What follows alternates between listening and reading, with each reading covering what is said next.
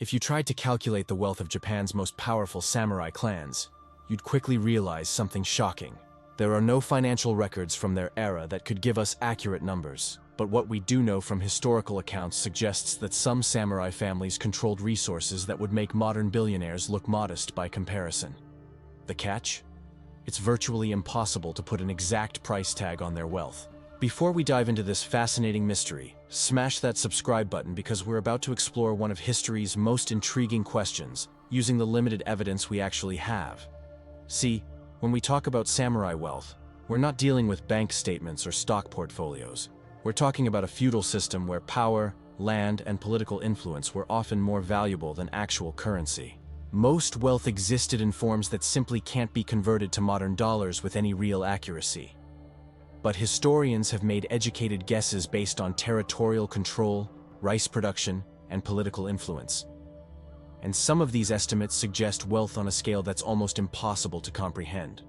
The problem is, we're essentially trying to solve a puzzle with half the pieces missing. Let's start our investigation in the late 1800s, during a time when Japan was rapidly modernizing, and some records actually do exist. Iwasaki Yataro. The year is 1868. And Japan has just undergone the Meiji Restoration. The samurai class has been officially abolished, but one former low-ranking samurai saw opportunity in this chaos. Iwasaki Yataro founded what would become the Mitsubishi conglomerate.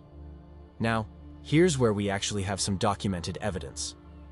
Yataro started with 3 steamships and built an empire that controlled shipping, mining, and banking. By his death in 1885, historical records suggest his company was worth several million yen. Though converting Meiji-era yen to modern currency is extremely speculative, what we can say with more confidence is that Yataro understood something crucial. The transition from feudal to modern economics created unprecedented opportunities for those smart enough to adapt. His wealth was documented because it existed in a more modern economic system, unlike the samurai who came before him. But to understand traditional samurai wealth, we need to go back to an era where rice was currency and land was everything. The Maida clan. During the Edo period, the Maida clan controlled the Kaga domain, which historical records show produced over 1 million koku of rice annually. Now, 1 koku was roughly enough rice to feed 1 person for a year, so we're talking about controlling the food supply for over 1 million people. But here's the challenge historians face. Rice wasn't just food, it was the primary currency. The Maida clan's wealth existed in a completely different economic system. Some estimates suggest their annual rice production might translate to billions in modern currency. But these calculations are highly speculative because we're comparing feudal agricultural output to modern monetary systems. What we do know from surviving records is that the Maida family was so wealthy, they had to actively hide their riches from the Tokugawa shogunate. They built secret treasure rooms and maintained false financial records to avoid appearing too powerful. This suggests wealth on a scale that made even the ruling shogun nervous. The clan's influence lasted for over 250 years, which possibly makes them one of the longest-lasting wealthy dynasties in Japanese history. But quantifying their exact wealth? Nearly impossible with the records we have. Minamoto no Yoritomo. Going back to the late 12th century, we encounter Minamoto no Yoritomo, who became Japan's first shogun after winning the Genpei War. Here, our historical evidence becomes even more fragmentary. What chronicles from the Kamakura period suggest is that Yoritomo didn't just control his own territories. He created an entirely new economic system where he collected taxes from other samurai lands. Imagine controlling not just your own wealth, but taking a percentage of everyone else's income across an entire country. The challenge is that wealth in the 1180s existed primarily in land grants, military service obligations, and political tribute, none of which translate easily to modern currency. Some historians speculate that Yoritomo's systematic control over Japan's emerging feudal economy might have represented unprecedented centralized wealth, but these are educated guesses based on territorial control rather than actual financial records. Taira no Kiyomori. Perhaps the most intriguing case is Taira no Kiyomori from the mid-12th century. Historical accounts from the Heian period suggest he controlled international trade through the port of Fukuhara, and had unprecedented influence over the imperial court. What makes Kiyomori's case fascinating is that some records indicate he controlled trade with Song dynasty China, dealing in silk, gold, and luxury goods.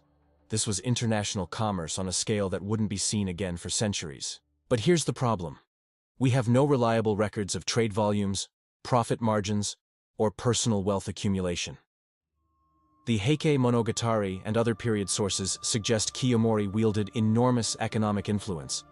But these are literary works written decades after his death, not financial documents. When historians estimate his wealth, they're essentially making educated guesses based on political power and territorial control. What we can say is that Kiyomori combined military power, political influence, and international trade in a way that was unique for his era. Whether this made him the richest samurai is impossible to determine with certainty. Here's what makes this question so difficult to answer definitively. Samurai wealth existed in a completely different economic framework than modern wealth. Land grants, rice production, military obligations, and political influence can't be easily converted to dollar amounts. Most samurai wealth was tied to territorial control and feudal obligations rather than liquid assets. A powerful daimyo might control vast territories and command thousands of warriors, but this doesn't translate directly to personal net worth in any modern sense. Additionally, the concept of individual wealth versus clan wealth was often blurred. Samurai operated within family structures where resources were collective rather than personal property.